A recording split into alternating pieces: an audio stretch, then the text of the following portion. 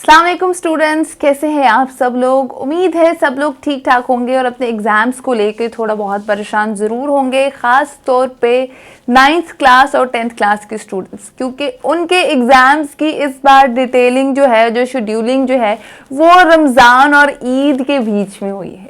अभी मैंने previous video में आप लोगों को मैट्रिक की तमाम तर डिटेल बताई थी डेटशीट की, जिसमें 100% चांसेस हैं कि उसी के अकॉर्डिंग अब आप लोगों का न्यू डेटशीट बनेगी, न्यू फॉर्मेट बनेगा और न्यू शेड्यूलिंग होगी।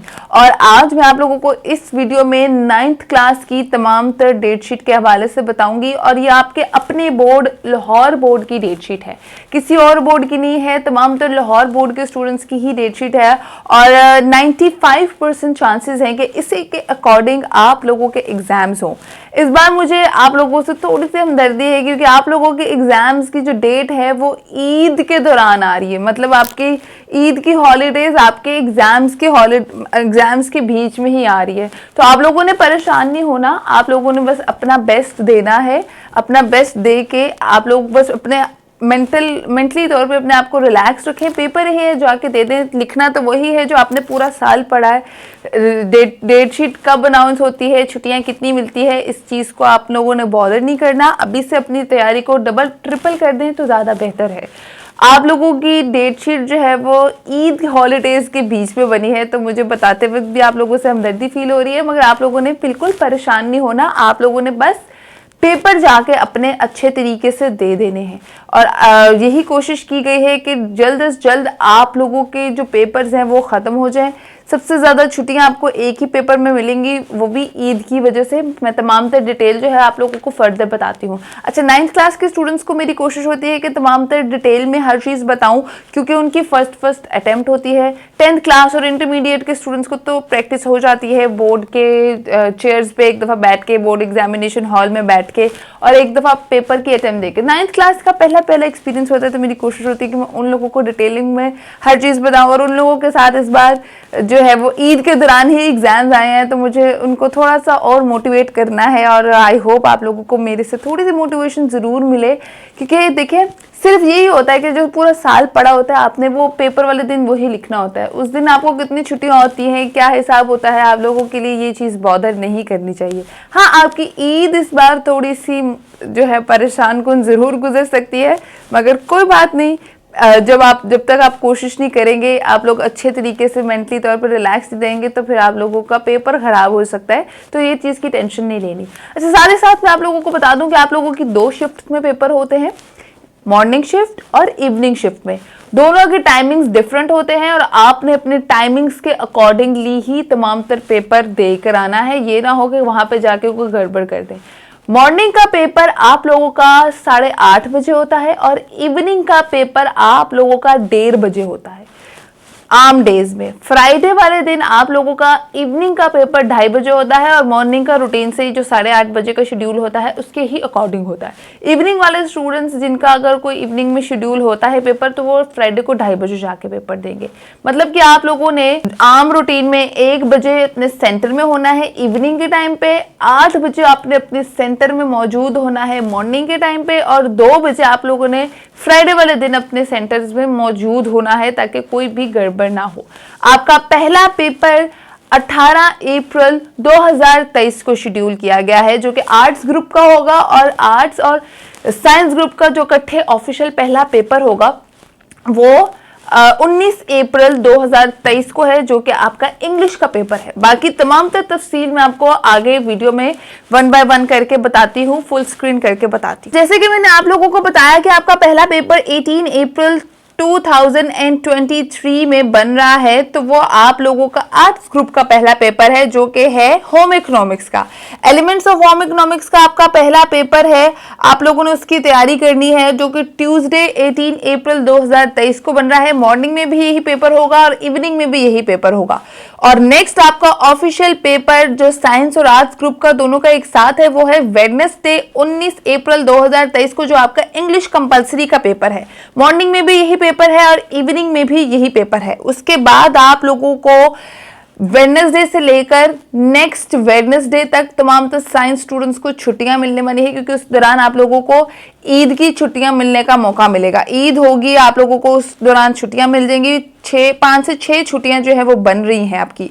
मगर वेडनेसडे के बाद थर्सडे को आर्ट्स ग्रुप के स्टूडेंट्स का पेपर है 20 अप्रैल 2023 को पर्शियन लैंग्वेज का, और इवनिंग में आपका है सिविक्स का पेपर।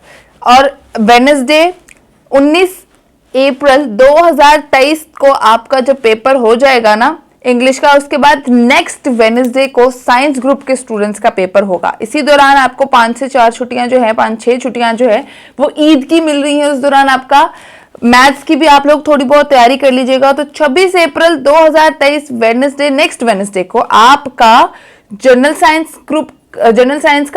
मैथ्स का पेपर है आर्ट्स ग्रुप का, और मैथमेटिक्स का पेपर है साइंस ग्रुप का। मतलब दोनों ग्रुप्स के मैथ्स के पेपर हैं इवनिंग में भी और मॉर्निंग में भी।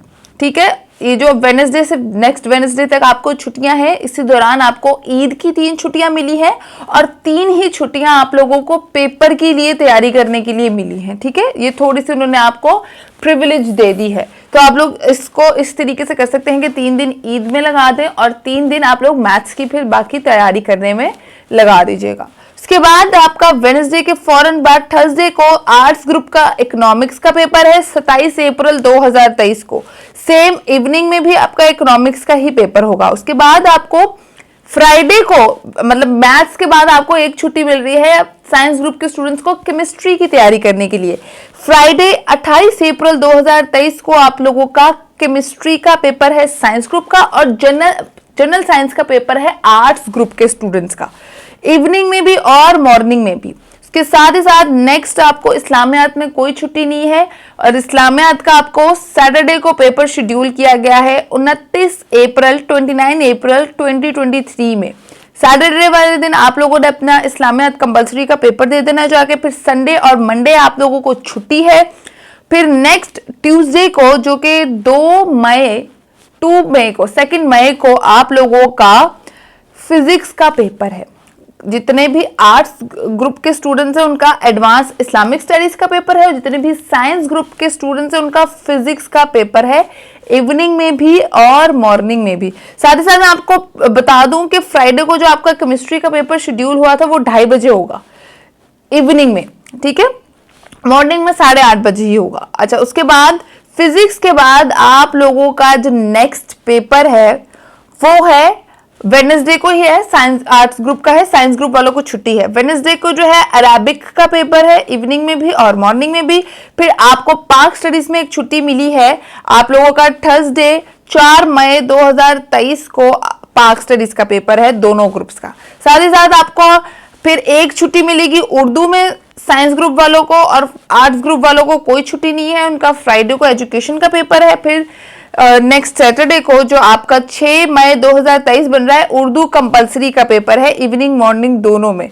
अच्छा, इवनिंग में आपको बता दूं जिस दिन आप लोगों का उर्दू का होगा तो आप लोगों को इसके साथ साथ जियोग्राफी ऑफ पाकिस्तान का इवनिंग में पेपर होने के चांसेस है। जिन्होंने उर्दू कंपलसरी नहीं रखी होगी ये वो स्टूडेंट्स होंगे जिन्होंने जियोग्राफी पढ़नी हो, जिनको उर्दू पढ़ने में मुश्किल होती है, उन्होंने ये सब्जेक्ट लिया होता है, वो इंटरनेशनल स्टूडेंट्स होते हैं प्रॉबेबली।